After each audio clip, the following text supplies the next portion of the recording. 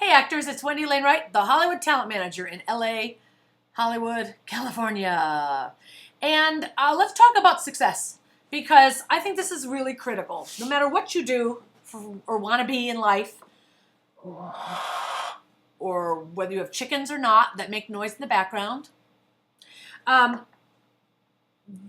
bet a lot of times when you're driving around, through different neighborhoods and different expensive neighborhoods, you think, what do those people do for a living? Like, how do they afford such a big house? That house is huge. Like, what do they do? How do they do that? Why are they successful at it? And why am I not? Or why am I not as far as I want to be? Or why am I not with what they have, You'll see somebody drive by in a Rolls Royce and you think, what the frick do those people do to get a Rolls Royce? Right? Okay, everyone has those kind of thoughts. In this country specifically, it's always about more, and the advertising pushes people to feel like they're failures if they don't have more. So that's not what I'm talking about. I'm talking about your own personal sense of accomplishment. Like, personally, what do you need to do to become as successful as you want to be? And you're probably thinking, like, what do they have that I don't have?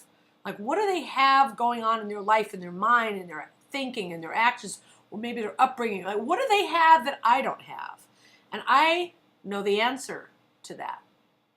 There's 5 things that successful people have. And I'm going to talk about it in this video, and I'm not going to string you along for 5 hours and pretend I'm going to talk about it and then sell you something. I'm going to actually talk about it, and I want you to pay attention. Okay? So one of the things that they have, obviously, is knowledge. They have to know something about the field they're going in, and the more you know about that, the better. That's why if you become a doctor or something, you got to study at med school, and you got to do a residency, and you have to practice, and you really have to immerse yourself in that field. So immersion is a key. Working hard, you know that. You have to work really hard at what you want to be good at. So once you have the knowledge of what it is you want to do, now you got to work really hard at becoming great at it. And that means practice, practice, practice. And then you have to take risks. That's the other thing that you have to do. You have to take risks. And you have to risk not looking good, and risk failing, and risk succeeding. Because people are afraid of all those things. You have to take risks. And what successful people do is they feel the fear that they have, and they do it anyways. They feel the fear, and they do it anyways. So far we've talked about knowledge. I'm writing them down. Knowledge, practice. Got to work hard at it. Take risks. Feel the fear and do it anyways, which is also called contrary action. I'll explain these concepts in further detail as we go through this, but I'm just getting them out there for you. Take notes. So, knowledge, critical, because if you don't have knowledge, you won't know what to do. Practice taking risks. Practice being afraid of not looking good. Practice taking risks failing. Doesn't matter. Take risks. Feel the fear and do it anyway. If you feel feared, you take the action anyway. And then here's something that very successful people have that not everybody has. An unaltering, undying, unlimited faith in themselves and in what they're doing. They just have faith that it's going to work out. They believe that it's going to happen.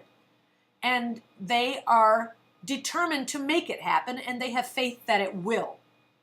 So instead of filling their brains with all the things of why it won't go wrong, they're filling their brains with all the reasons why it will, because they have faith that it will. And then the last thing is, of course, sticking to it, sticking to something. You have a plan, you have the right, you're acting whether you have fear or not, you're taking big risks, you have faith that it's going to work out, and you keep going no matter what. And if you fall down, you get back up again.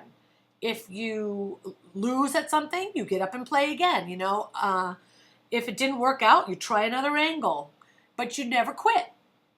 You never quit. You don't get to be Denzel Washington by quitting when you didn't get a few auditions in the beginning, And you don't get to be Denzel Washington by not believing in yourself or not believing that you could do great things, And I will add a sixth one because I really believe that if you are connected to a power greater than yourself, something more important than you, something where you actually give back to life, where you are of service to others, and where you are humble and grateful for your life and for all that you've been given and all the opportunities you get, and you spend time trying to figure out how to help other people, then you can be a success.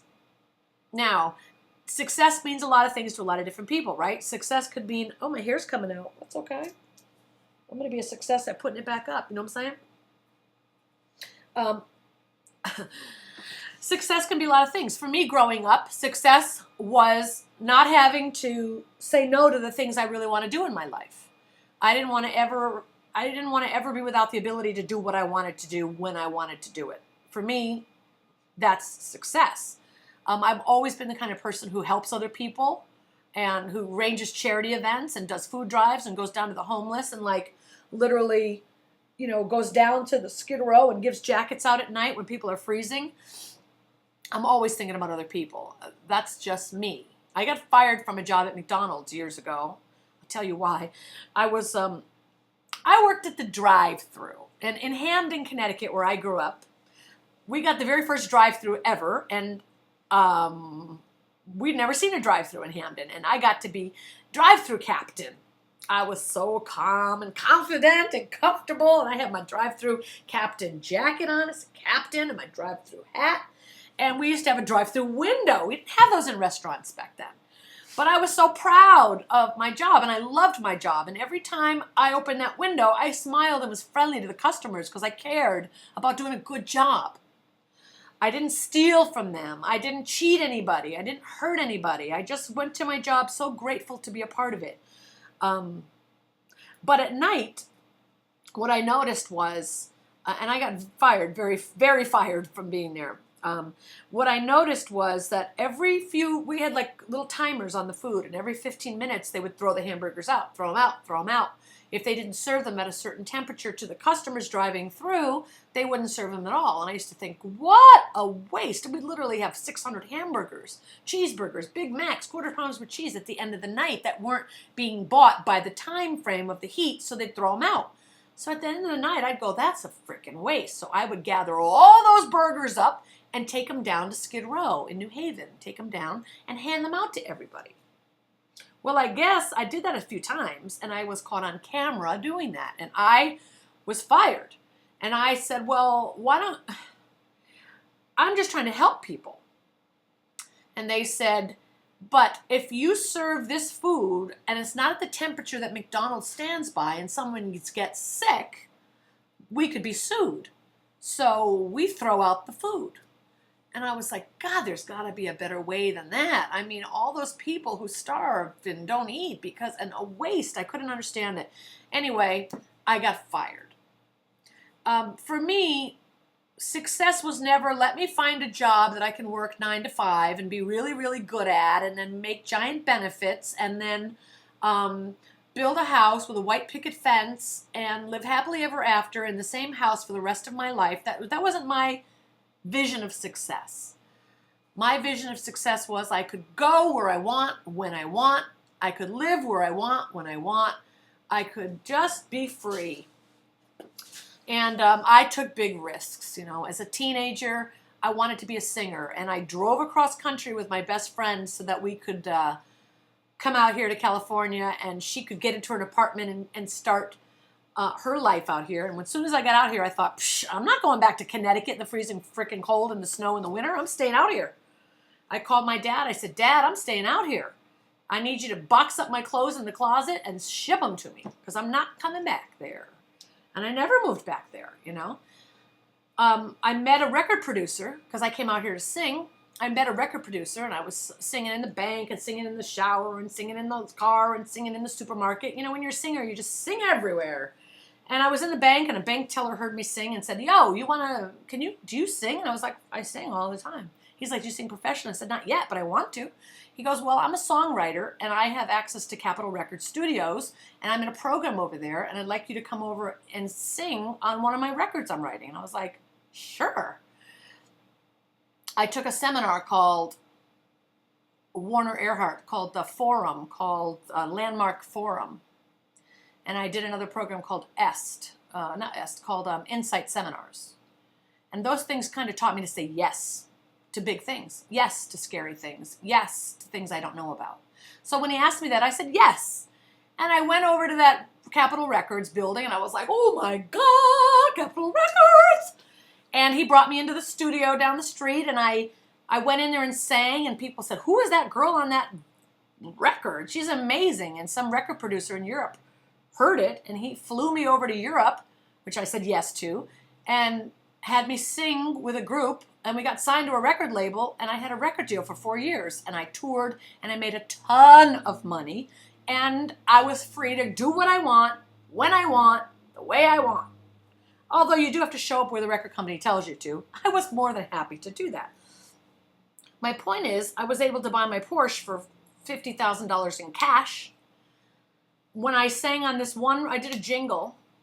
Well, I did a lot of jingles, but there was this one record I did. It was called, one of the record label people said to me, you know, we can't get the license for 100% Pure Love. The artist won't give it to us. So I want you to do a cover of it, and we're going to license it out as a cover. And so I did it. I made $75,000 on a song I loved to sing, and I bought my Porsche with that cash. I just always believed there was enough. I always believe there's enough. I believe there's enough money. I believe there's always a roof over my head. I believe in a power greater than myself. I believe that I'm protected by God, and that God has got a plan for my life, and that I'm here to do His will, and I'm here to help other people. And I believe that I'm supposed to use my talents and gifts to help other people, and that I'm supposed to share my talents no matter how scary it is and no matter how scared I get. And I believe that good things are going to happen, and that if I work hard enough and stay focused, I can make things happen that I really want to have happen. That I can attract what I want in my life, and I can make things happen. And I have no doubt about it. I have complete faith in that. And I believe in myself. And I believe in the things I want to accomplish. And I think that's what makes people successful. Whatever your dream or whatever your goal is. My goal is not to become an award-winning scientist. I don't have any interest in that. I'm not shaped for that. I don't care about that. I'm grateful for those who do it, but I don't have nothing to do with that. But my goal has always been to have opportunities to express myself creatively, to make money doing that, to be taken care of by the people around me, by the universe, by God, by my husbands, boyfriends, and friends, and just be loved and protected and respected and happy. And I create plans for my life. Like, here's what I want to accomplish. You know, if I'm creating a plan, like I always have plans. You know, I got like plans and ideas of what I'm going to do. And I make a list of every single thing I want to accomplish. Like I can see on my board here on my wall. I don't know if you're list people, but I'm a list person. I got lists. So I have on my business all my daily operations. You know, what I do as a manager. I submit my clients to breakdowns, I schedule auditions, I distribute sides, I review clients' headshots and demo reels, I network with casting directors, I track all the bookings our clients get, I track all their payments, I look for new clients. That's what I do for my business as a manager. On my other side of my book, it says on my chart, it says my overall goals. Sell my ebooks and educate the masses. I'm working on that. Sign 50 more super talented kids. Do workshops throughout the country teaching people about the business. Do Skype consultations teaching people about the business. Arrange press interviews and radio interviews so I can teach people about the business. And out of all that, I expect to make all the money I need. I'm helping the people that I believe in that are important to be helped, which are actors and everyone else. And that's just one chart, one list. You have to be clear about where you're going, or you're not going to get there. People fail in life if they don't have a plan.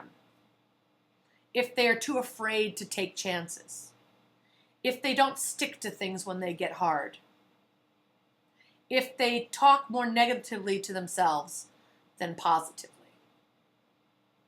People fail when they don't believe in themselves, when hardships tear them down and they can't get back up. People fail when they listen to other people say they can't do it. People fail when they don't take consistent action. And when you're flying in a plane, looking down, I remember this happened. I was going to see my mom in Florida, and I was looking out the plane window, and I went over a very wealthy neighborhood with all these huge lots and giant pools, and then I went over, it got smaller little lots, and then it was dumpy. And as I was flying over, I thought, what's the difference between those dumpy places down there and all these wealthy places down there? I mean, they're just people, but some people are doing something different than the other people. Obviously, these people are doing something that's making life bigger, and these people are doing things that are making life smaller. What's the difference?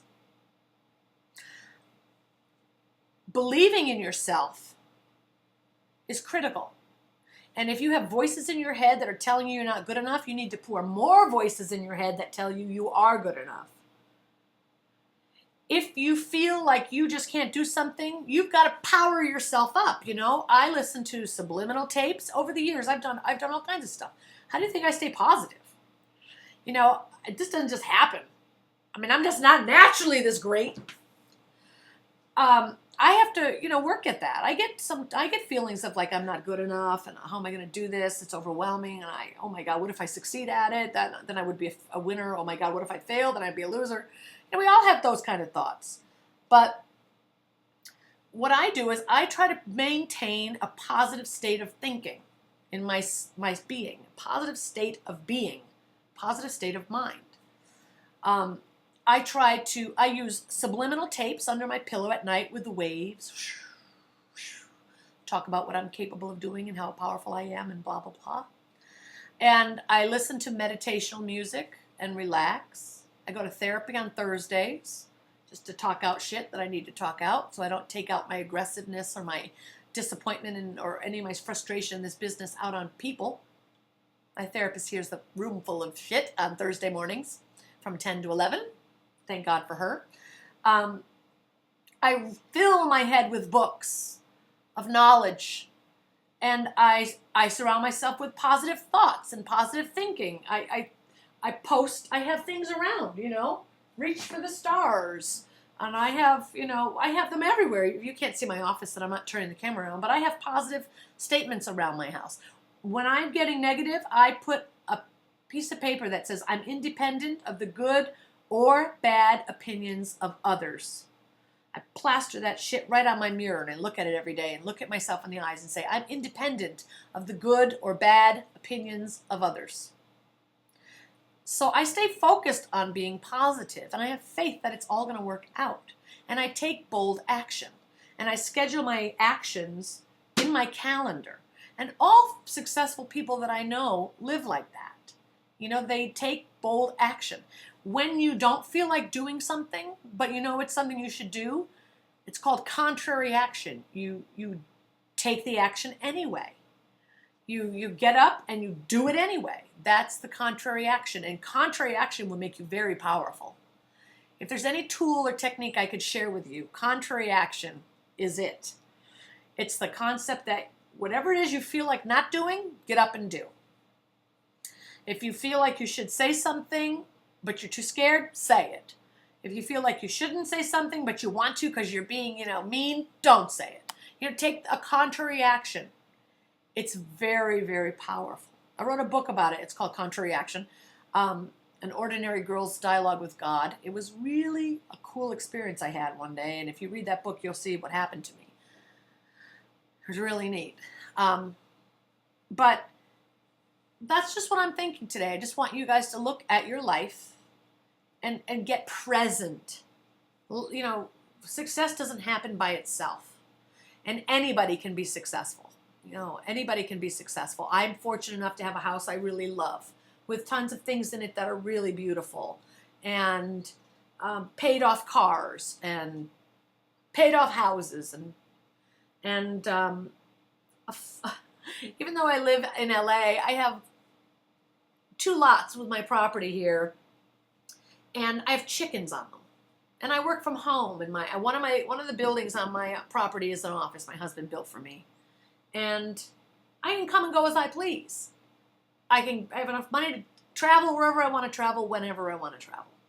And I have a great life, and I have a big God. And sometimes people say, well, Wendy, you're so open about your relationship with God. Not everyone is. Yeah, I don't really care what other people think. I really don't. I care what I think. I care what God thinks, and I care if I'm helping other people. It's that clear. And I'm in right relationship with God. That means to me, and I'm not religious. I'm not a Christian, Catholic, Buddhist, a Muslim, Hindu, diehard, anything. I believe in a power greater than myself. I think Jesus was a man who died for all of us. The Bible says he was resurrected. He may be. And I say this is how I pray. Dear God, whatever the truth is, I'm down. Whatever it is, I'm down. I don't care. I have no preference. I don't care. I'm only interested in the truth. So as long as I keep following your will for me, Lord, and you keep giving me the power to carry out your will, we're good. And that's right relationship for me. I don't get tied up in religions or wars or arguments with people who believe differently. I don't judge people based on their race, their sex, their sexual preference, whether they're Republicans, Democrats. I mean, my husband's a Republican and I'm a Democrat independent. We don't argue about it because I learned to accept people as they are. Doesn't matter. I think it's kind of funny when he talks about Trump and blah, blah, blah. I'm like, yeah, very cool. I like your opinion. Different than mine, but it's all good. I just want you to know that there's a path of joy in this life and peace. And if you stop fighting everyone and stop fighting yourself, you can create great things. Fight for something that's worth fighting for. And stick to it. And great things can happen to you. And that's all I have to say for today. I think you should subscribe because I'll be saying lots more helpful things and things to guide you and help you along in life and remind you to stay positive and focused and eliminate bullshit, negative people, negative habits of your own. Change your habits. Change your actions. Improve yourself on a daily basis and believe in yourself because you should. Because that's how successful people behave. And I want you to be a success. That's all I had to say for now. I have a meeting actually coming in the door, a new client and her mother. So I'm going to say, peace out.